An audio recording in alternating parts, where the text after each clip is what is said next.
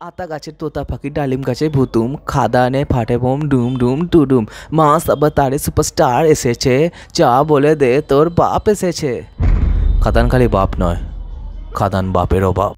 Hey guys WhatsApp, আজকের এই ভিডিওতে আমরা এরকম একটা টপিক নিয়ে কথা বলবো যে টপিকে কিন্তু যেভাবে কিন্তু আমি কোনোদিন ভিডিও বানাইনি, কারণ কি বক্স অফিস কালেকশন নিয়ে আমার ন্যূনতম ইন্টারেস্ট থাকে না ভিডিও বানানোর, ঠিক আছে।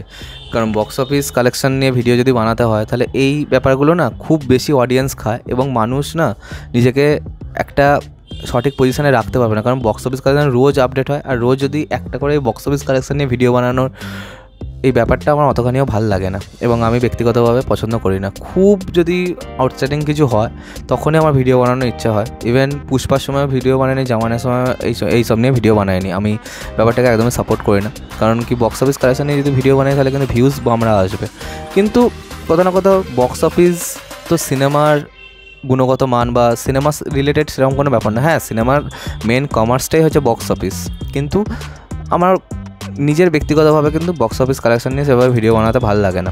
এবার আমি জানি না কতদিন আমি এই মতবাদটা নিয়ে থাকতে পারবো। তবে আউটস্ট্যান্ডিং ব্যাপার কেন হয়েছে বলছি, যে খাদান যেভাবে চলছে এবং যেভাবে মানুষজন দেখছে সেইটা কিন্তু একটা অবাক করার মতো বিষয়। সবার প্রথমে তো খাদান ট্যুর যেটা করা হয়েছিল সেটা যে পুরোপুরি হলে রিফ্লেক্ট করছে সেটা কিন্তু মেকার্সের বোঝা উচিত। এবং Khadaan is a eye opener for every production house that is existing in our West Bengal, ঠিক আছে। যে সিনেমা যদি বানাও তাহলে সিনেমা সবার জন্য বানাও বস, ঠিক আছে। বড় সিনেমা বানাও, সবার জন্য বানাও, তাহলে কিন্তু রিটার্ন আসবে। এখনও কিন্তু সেই দর্শক আছে, কারণ অন্য ভাষার যখন কোনো একটা ছবি 40 কোটি 30 কোটি এগুলো তো মানে এখন বেসিক হয়ে গেছে। 3-2 মতো ছবি, একটা সাধারণ যেটা এত লো বাজেটের ছবি, খালি বিভিন্ন মোমেন্টস দিয়ে করা আছে, সেই সিনেমাটা ওয়েস্ট বেঙ্গলে 30 কোটি টাকা নিয়ে চলে গেল এবং সেটাও একটা ওরকম একটা সেন্সিটিভ টাইমের সময় এসে। এই ব্যাপারটা কিন্তু আমার মেনে নিতে খুবই কষ্ট হয়। হ্যাঁ, একটা শাহরুখ খানের সিনেমা হলো সেটা আলাদা ব্যাপার।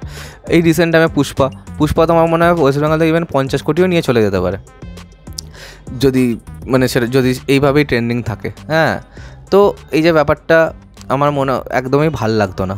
তবে একটা বাংলা সিনেমা যখন তার নিজের পোটেন্সিয়াল অনুযায়ী একটা বক্স অফিস আনছে তাহলে সেটাকে নিয়ে ভিডিও বানানোর আমার মনে হয় যে কোনো অসুবিধা নেই। খাদান প্রথম দিন বুক মাই শো অনুযায়ী 91টা অলমোস্ট ফুল ছিল এবং অন্যদিকে 10টা পুরোপুরি হাউসফুল ছিল।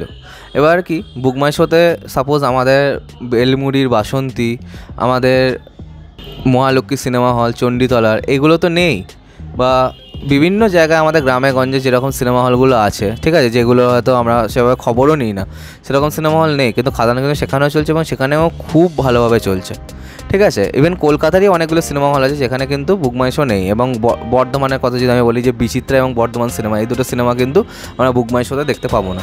তো সেই সমস্ত সিনেমা হলগুলোতেও কিন্তু খাদান চলছে এবং সেই যদি এটাকে অ্যাড অন করা যায় তাহলে সেটা হচ্ছে ফার্স্ট দিনের জন্য 135টা এবং সেকেন্ড দিনে Book My Show according to Book My Show house full almost full ছিল 100টা কাছাকাছি অলমোস্ট ফুল, এবং অন্যদিকে হাউসফুল ছিল 10-15টা। তো 115 এখানেই হয়ে গেল এবং এরপরে যদি আমরা অ্যাড করি তাহলে কোথাও না কোথাও সেটা আরও অনেক বাড়বে, ইভেন 150 ম্যাজিক ফিগারকেও টাচ করতে। এবং আজকে অর্থাৎ রবিবার যেভাবে খাদান ট্রেন্ডিং আছে এটা কিন্তু পুরো মাথা খারাপ করে দেওয়ার মতো একটা বিষয়।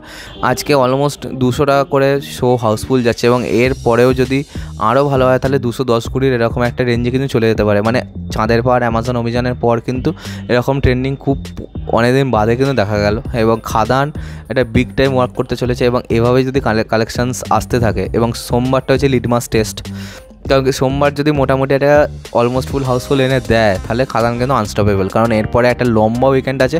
এবং তার কেন বলছি, কারণ কি তখন এর থেকেও বেশি আমরা আশা করতে পারি, ঠিক আছে। অলরেডি 25 ডিসেম্বর আছে এবং তারপর আবার 1 জানুয়ারি আছে, এবং 25 ডিসেম্বর থেকে 1 জানুয়ারি ওই যে ছুটিটা, ওটা কিন্তু আমার মনে হয় পুজোর ছুটির থেকে অনেক বেশি এফেক্টিভ হয়।